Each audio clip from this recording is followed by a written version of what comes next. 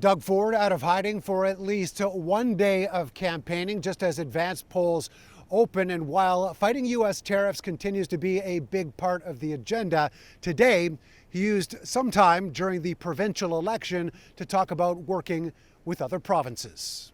It's not in Washington, Moscow, or Beijing.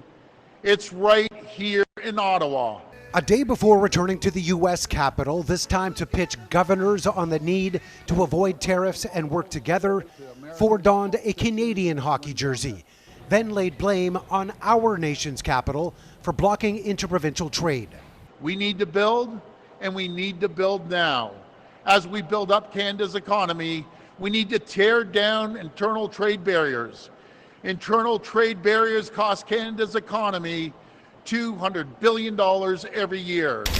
Hey, hi there. NDP leader Marit Stiles, meanwhile, cast her ballot on day one of the advanced polls, encouraging others to do the same despite the winter temperatures.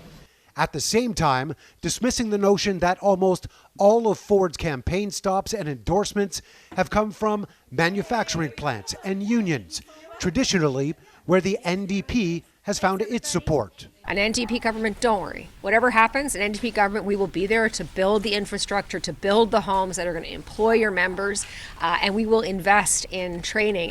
Today, I'm going to make this promise to you.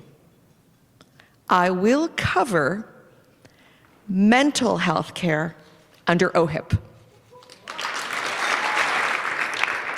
Because mental health care is health. Expanding on her campaign promise of providing family doctors for all Ontarians within 4 years, Bonnie Crombie spoke to an audience at the Royal York, saying a Liberal government would cover mental health care, but didn't offer specifics on what that might include or extra costs. We'll look at the kind of coverage that people who do receive care get provided, and we'll try and duplicate, resemble that. Just as the NDP have rolled out affordable housing and rent control plans, the Green Party has now released its plan to support renters as well. People deserve a government that's going to fight for fairness and ensure that they have the stability and predictability, especially in the affordability crisis that we're facing right now. While Ford makes his way to Washington once again, it might be considered a bit of a front-runner campaign. However, he is planning to head to Northern Ontario upon his return. That, as of right now, is NDP territory, and it might be an effort to win back some of those seats. Mark McAllister, City News.